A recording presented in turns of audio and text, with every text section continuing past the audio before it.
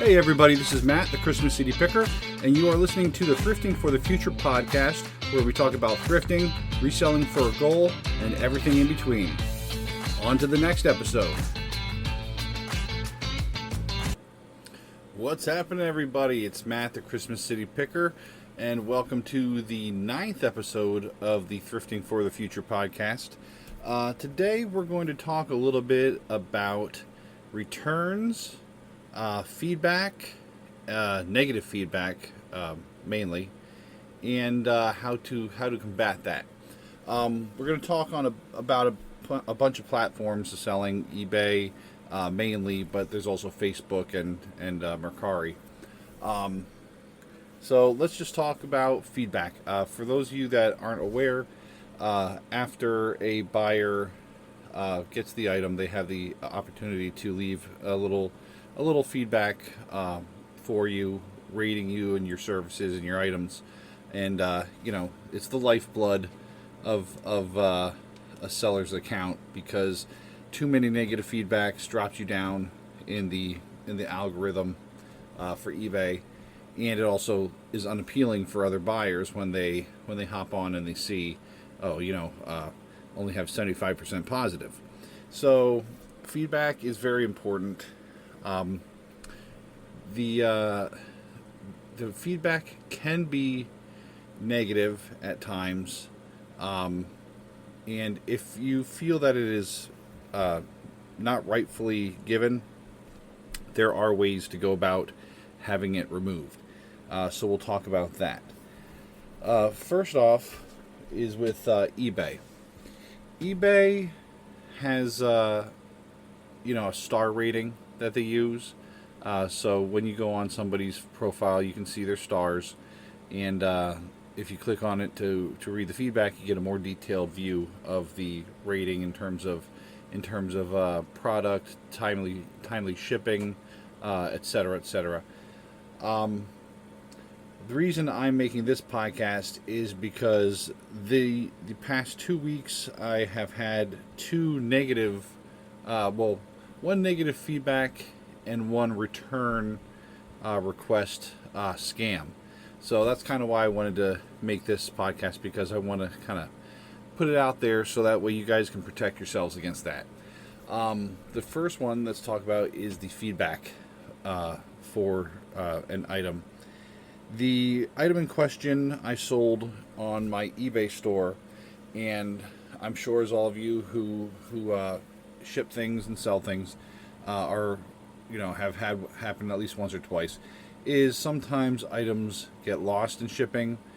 My problem is that a lot of items I will have picked up at my office, and I'm not usually there sometimes when they're picked up, and the carrier is not required to scan things in. At least that's what they told me. So sometimes the items don't get scanned in when they get picked up, so it doesn't show on eBay that it is in the possession of the carrier. The item in question basically got lost. It's nowhere to be found. It's been weeks and weeks. I apologize, as I usually do when things go missing. I check with the carrier at my local hub. I apologize profusely. I offer the refund immediately, and I always say, if it shows up later, please keep it with my apologies. Which, what are you going to do? It's what you got to try to do to smooth over any negative feelings. So what happened was they never received it. I went through the usual thing of checking to see where it is. The carrier couldn't find it. I apologized. I gave the refund immediately, and just closed the case that way.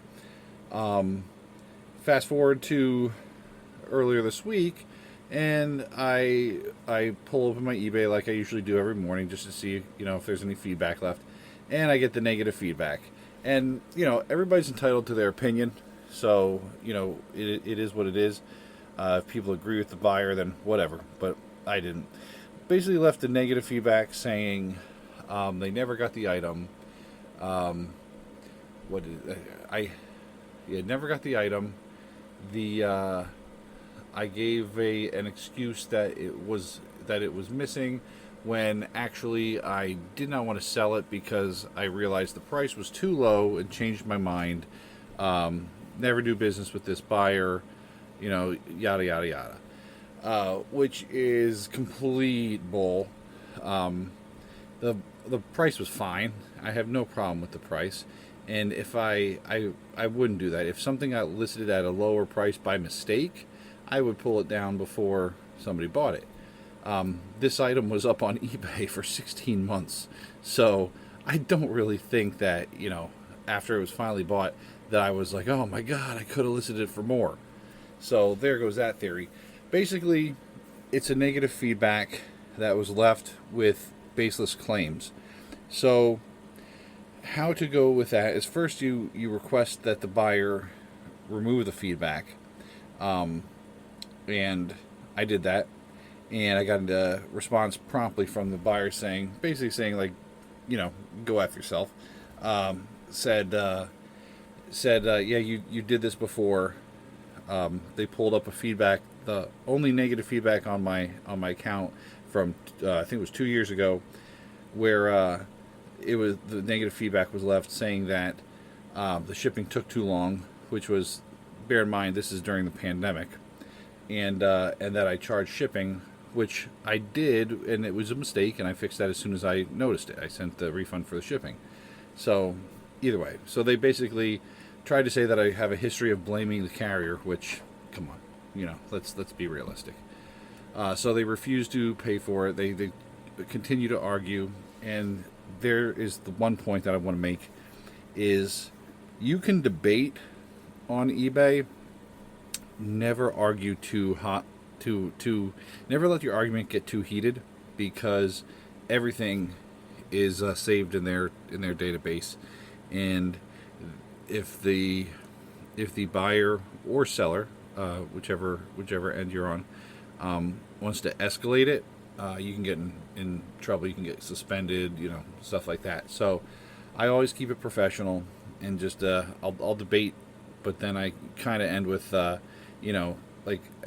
but none of this matters. Have a good day, something like that. So did that, and it didn't help at all. So the next thing that you do is go onto Facebook. Everybody that's on Facebook, go onto Facebook and join eBay for Business. On that page, you can message them.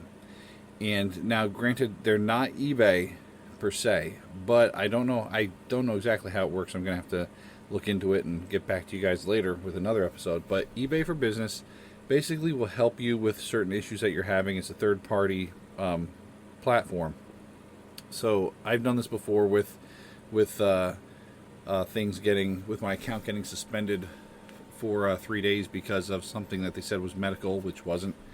But you go on there, you state your case to them, or you message them, I should say. You state your case, saying what it is. I basically said, listen, I have no problem if it was negative feedback left because they didn't get the item, but they couldn't leave it at that, and they had to kind of throw false accusations into it. So eBay for Business, sometimes it can take a little bit, a couple days, but they got back to me in a day or two and said, okay, we've removed the negative feedback for you because you were right.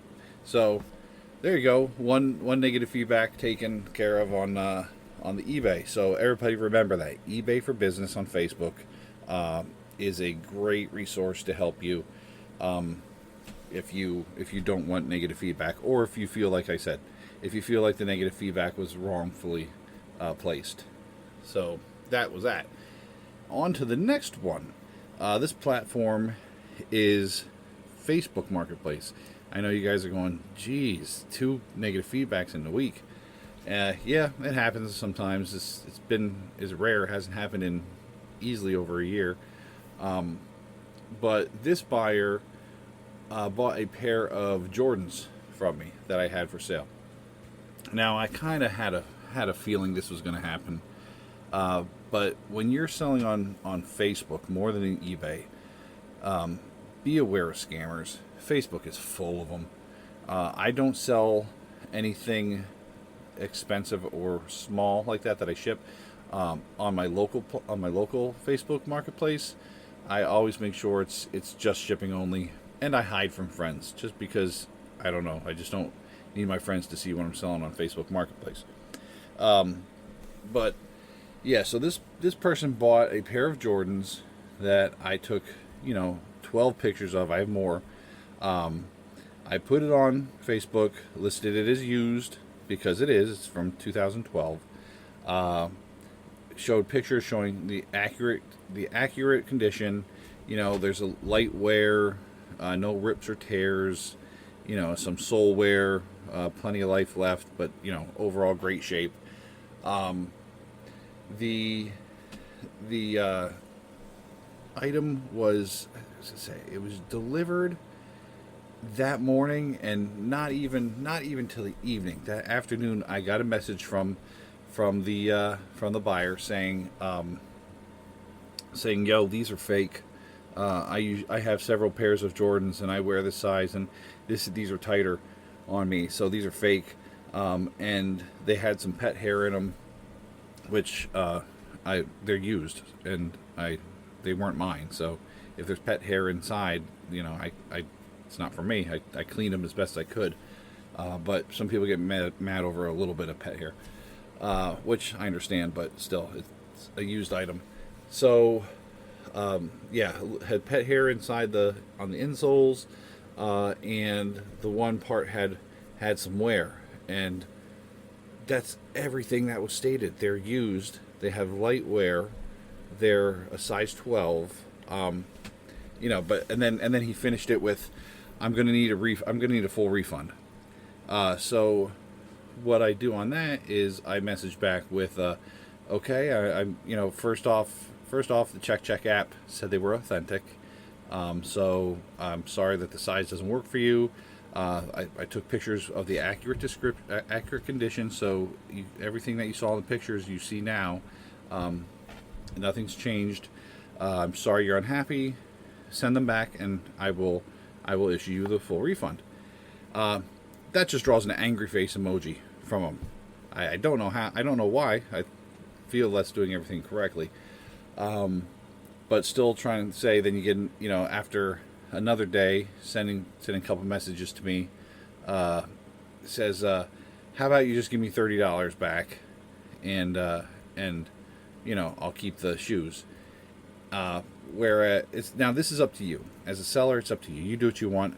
But for me, I mean, wrong or right, that this is on principle switch, flips in my head, and I could have just said, yeah, whatever, here's your $30. I still made 5 times of my money on the shoes, but for me now it's about principle.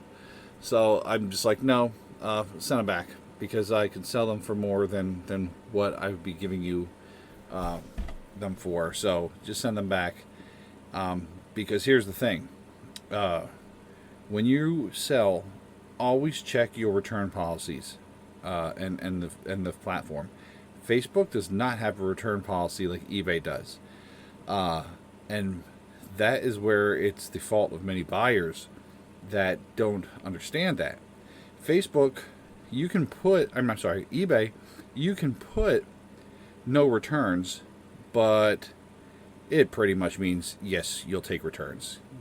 eBay can force you to take returns. There's nothing that's truly no returns on eBay. So that's the little thing right there. So eBay is always returns. Facebook is not. Facebook, if people want to try to scam you or returns, it's harder for them, because only if an item is completely different from what you put forth to sell, counterfeit, so, and they can prove it, just kind of stuff like that, then Facebook might step in and make you take a return. But Facebook really doesn't have a return policy like eBay does, which it works in the seller's benefit. So basically, I am just like, listen, if you want to send it back in the box that they came in, since you just messaged me 5 hours after they were delivered, just put them back in the box. The label's still on there.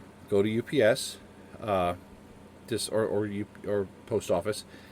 Ship them back to me. Parcel select. That's the cheapest way. Costs $10, whatever. And then, I'll take care of it.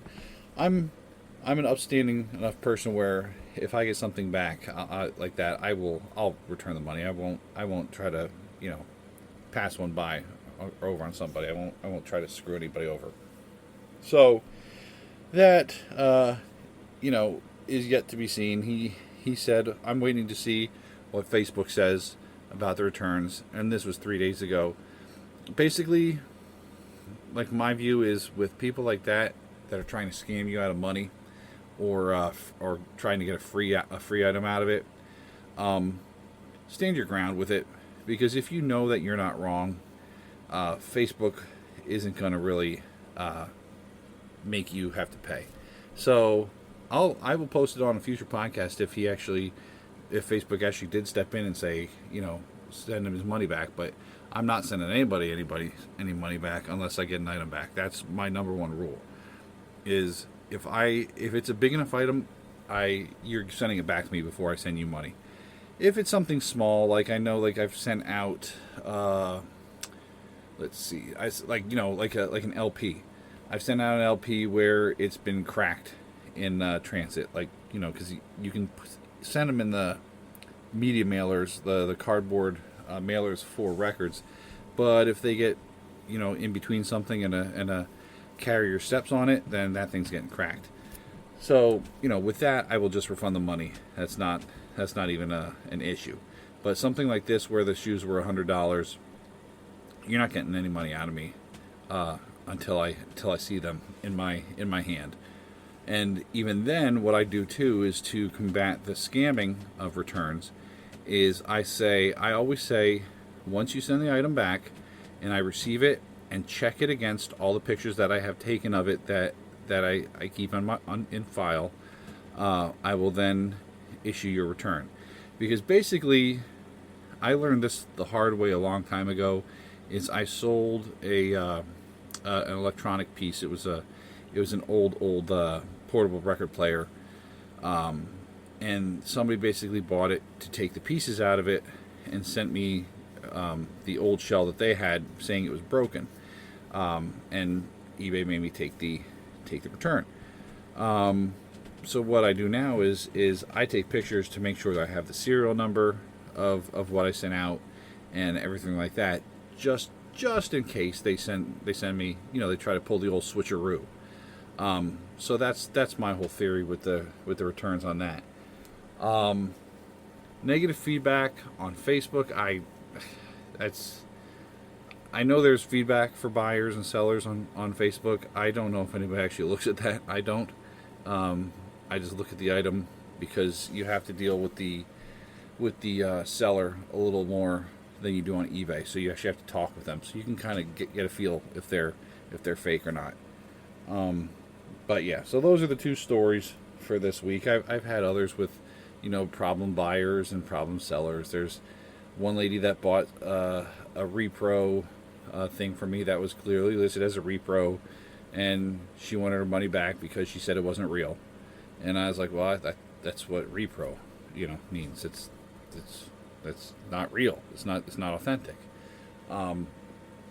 So I just wanted to kind of put a little podcast out there just to kind of tell everybody to be diligent with their returns and the feedback if you get negatives, and how to combat it.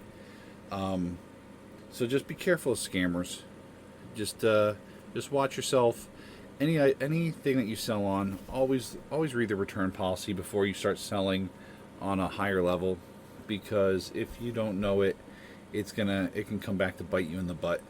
And I don't want anybody to get hit for $300 because they sold something, and then they get screwed over by a buyer who took advantage of that by either saying it wasn't theirs, or it wasn't authentic, or they didn't get it, or it's broken, and they send you something back. I'm trying to think who it was. One of the podcasts that I listened to, they got a return back, and all they had in the package was a golf ball, and what they sent to the person was like something large, and all they got back was a golf ball, because eBay makes you accept the return. So they knew that, but I mean, if it was me, I'd be fighting that tooth and nail after I got that back and said, listen, it shows that here's what I got back. But either way, that's another story for another day. Yeah, just be careful. Just learn your return policies. Always treat everything professionally, whether it comes to fulfilling an order or taking a return. I know if some of you are like me, you can get angry pretty quickly if somebody tries to, as I say, neg your item by saying that it was bad, it was dirty, it had this, because, and it wasn't, just because they're trying to get a return out of you, not a return, money out of it. Because trust me, there's some people that will buy something and try to do that just to see if they can get a couple dollars out of you, and I don't know. I'm too stingy with my purse strings. I'm not just going to throw money at people just because they do that. Like, if you're nice to me, then maybe I'll give you a deal, and maybe I'll send you something extra. If you play that game with me, you're not getting anything, and I'll fight back against you for negative stuff like that. But yeah, can you tell it's a little bit late, and I'm tired, and my contacts are dry, and I've had no sugar today because I'm on a damn diet. But yeah. But I'm trying to think if there's anything else right now. I think that's it when it comes to returns and negative feedback. If you guys have anything that I missed, any comments or questions, feel free to message me on Instagram, Christmas City Picker, YouTube, Christmas City Picker. My email is christmascitypicker@gmail.com, and of course this is the Thrifting for the Future podcast on Spotify and other platforms. The Facebook group that I started, I have one other member, so it's a cozy little group right now. It's just 2 people, but it's the accountability group that we're starting for our, our thrifting for a goal thing, which is what this whole podcast is about, is on Facebook. It's so just look up Thrifting for the Future, or Christmas City Picker. You should find it, should pop up. So join it. It's a public group, so join and let's start some conversations on there. But yeah, any of those platforms, message me with any comments. Send me a question. Send me a suggestion on what to do another podcast on. And I will get on that. For the goals for the month, I think if you recall in one of my past podcasts, like 2 podcasts ago or something like that, I said I'm trying to not buy any storage units for the month of June. And hot damn, it's we're getting near the end of June and I haven't bought any. So please, God, don't drop any good storage units full of G.I. Joes out there, in my area, because I'm trying not to buy any storage units for June. But I'm sorry, everybody, if there's a storage unit with G.I. Joes and stuff in it, I'm sure you'll understand. I'm sure. It's I'm a big nerd. I'm a child of the 70s and 80s. So you put G.I. Joes in a storage unit, I'm buying that thing. But yeah, so June's been going pretty well. I've been selling some bigger items in terms of like dollar amounts. So that's been better. I don't mind nickel and diming it, but $25 items are good, but $400 items are sweet. So that's been going well. My son graduated, and we had his graduation party. So that's always a happy thing to get through. I have one more left to graduate high school, and then we'll be free from public education for that. But yeah, my June is pretty okay. We will start another goal for July, but as always, set yourself that big goal and keep working towards it with the reselling. I will go over where I am on my main goal at the end of the month, and we'll see what kind of dent we made in that number. But as for now, I hope everybody had a good time, and I didn't blab too much. I know I did though. So, but yeah, we'll catch you on the next one. Send me some messages about what to talk about, and I'll get on it. But as for now, there you go, me and my mush mouth. I hope you have a great day and a better tomorrow. See ya.